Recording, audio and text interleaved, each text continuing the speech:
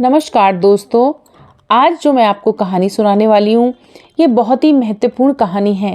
कहते हैं इस कहानी को कार्तिक पूर्णिमा के अगले दिन सुनने से मनुष्य की सभी इच्छाएं पूर्ण होती हैं।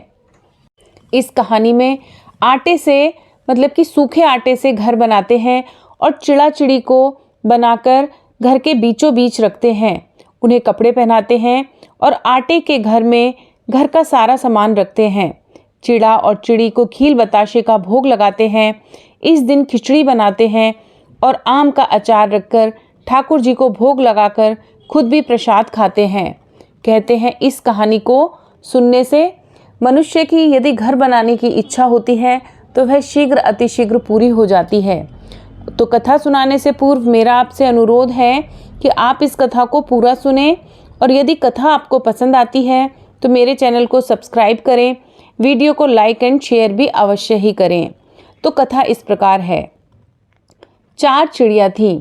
चारों कार्तिक मास में कार्तिक नहाती थीं। पड़वा के दिन चारों चिड़ियों ने सोचा कि चलो खिचड़ी बनाते हैं।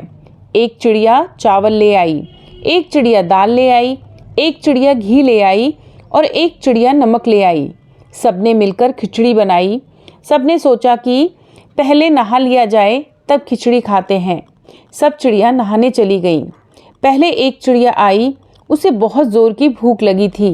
बाकी चिड़िया अभी आई नहीं थी तो उसने खिचड़ी की भाप खा ली। दूसरी चिड़िया आई तो उसने पानी पी लिया। तीसरी चिड़िया ने खिचड़ी खा ली और चौथी चिड़िया आई तो उसने खुरचन खा ली। चारों चिड़िया मर गईं।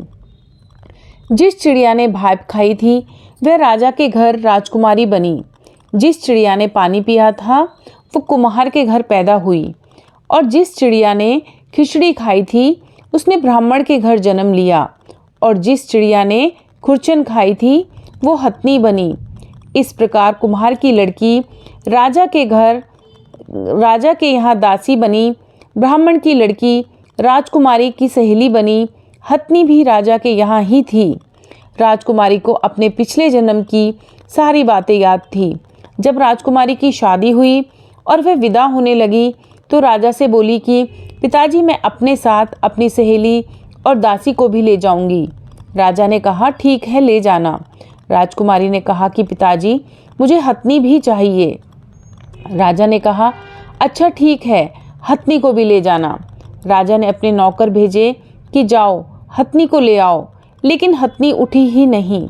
तब राजकुमारी खुद उसके पास आई और उसके कान में पिछले जन्म की बात कही, जिसे सुनकर हथनी तुरंत उठ गई। राजकुमार यह सब देख रहा था। उसने कहा कि तुम कौन हो और हथनी के कान में तुमने क्या कहा, जिसको सुनकर हथनी खड़ी हो गई। राजकुमारी ने कोई जवाब नहीं दिया। राजकुमार ने कहा कि सच सच बता, नहीं तो तुम्हारा सर काट दिया जाएगा। तब राजकुमारी ने राजकुमार को पिछले जन्म की सारी बातें बता दी। राजा ने भी सारी बातें सुनी और कहा कि अगर कार्तिक स्नान का इतना महत्व है तो हम भी जोड़े से कार्तिक स्नान करेंगे और खूब दान पुण्य करेंगे। तो यही थी चिड़ा चिड़ी की कहानी। धन्यवाद मित्रों।